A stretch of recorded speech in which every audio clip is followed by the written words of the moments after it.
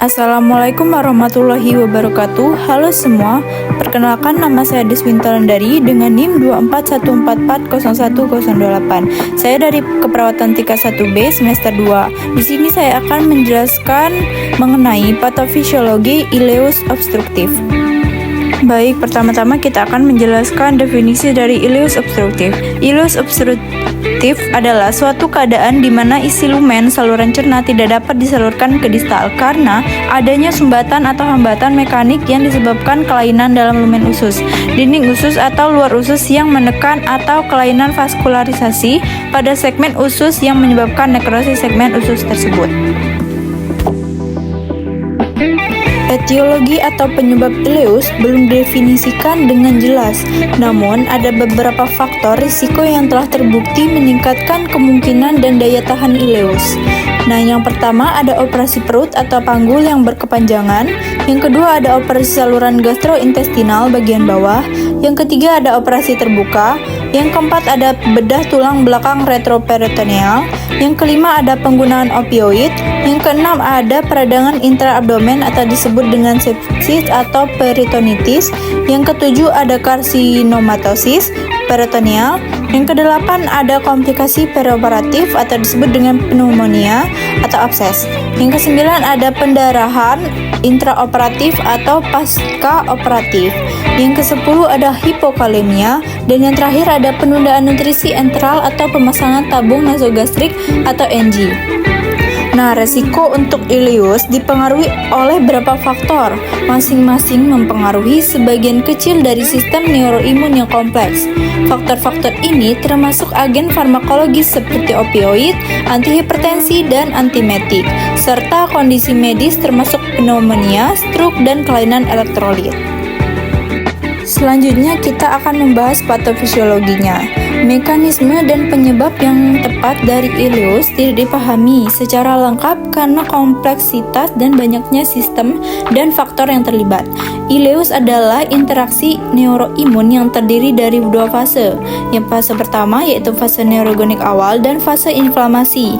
Interaksi ini diatur oleh komunikasi dua arah antara sistem saraf otonom termasuk eferen, dan sistem saraf enterik, dan sistem kekebalan tubuh baik di luar maupun di dalam saluran JI, yaitu sel mas atau makrofag. Nah, makrofag yang berada di tunika otot eksternal dinding usus melepaskan sitokin yang menginduksi aktivasi sel pro-inflamasi lebih lanjut. Sitokin antiperistaltik lainnya termasuk interleukin 6 dan TNF-alpha bersama dengan neuropeptida dan oksida nitrat. Secara keseluruhan, interaksi ini dimulai oleh manipulasi usus. Stres operasi dan manipulasi usus menyebabkan aktivasi respon inflamasi molekular lokal, pelepasan hormon dan neurotransmitter yang menghasilkan aktivitas simpatik, penghambatan berkelanjutan, dan penekanan alat neuromuskuler. Gejala-gejala yang terlihat dan dirasakan oleh pasien yang terindikasi yaitu di antara lain yaitu nyeri perut kolik, konstipasi, muntah, tanda vital tidak stabil, distensi perut, dan asidosis. Serangkaian tes atau prosedur medis yang dapat dilakukan untuk membantu dokter mendiagnosis yaitu yang pertama, pemeriksaan fisik. Pemeriksaan fisik ileus obstruktif berfokus pada pemeriksaan abdomen, pangkal paha, dan rektum. Pemeriksaan fisik awal secara umum bisa melihat tanda-tanda dehidrasi akibat mual muntah dan kehilangan cairan yang terjadi secara terus-menerus. Nah, yang kedua, yaitu ada pemeriksaan pangkal paha. Pada pemeriksaan pangkal paha, dokter mungkin menemukan tanda hernia inguinalis sebagai penyebab obstruksi. Tanda hernia inguinalis adalah benjolan yang masih bisa dimasukkan atau hernia reponibel, atau sudah tidak bisa dimasukkan hernia irreponibel. Jika segmen usus yang mengalami hernia sudah menunjukkan tanda radang, artinya sudah mulai terjadi iskemia. Nah, selanjutnya ada pemeriksaan abdomen. Pemeriksaan abdomen mencakup inspeksi, palpasi, perkusi, dan auskultasi. Nah, yang terakhir ada pemeriksaan rektal digital.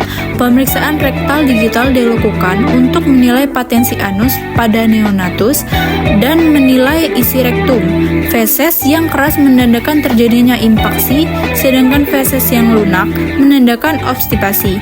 Apabila feses tidak ditemukan pada saat pemeriksaan, umumnya obstruksi terjadi pada bagian proksimal.